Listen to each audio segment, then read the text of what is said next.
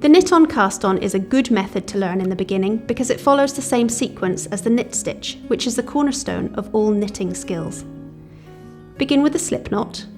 and then holding the needle with the slip knot in the left hand and the empty needle in the right, insert the point of the right hand needle up through the loop.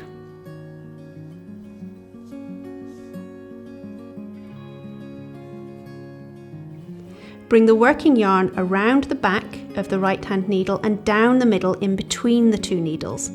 and then using the point of the needle in your right hand, slide it down to catch the yarn and pull it through to create a loop. Place this loop onto the left hand needle, and there you have made another stitch. You need to do this as many times as the number of stitches are required. So place the tip of the right hand needle up through the first stitch on the left hand needle, bring the working yarn around the back and down in between the two needles, and then slide the tip of the needle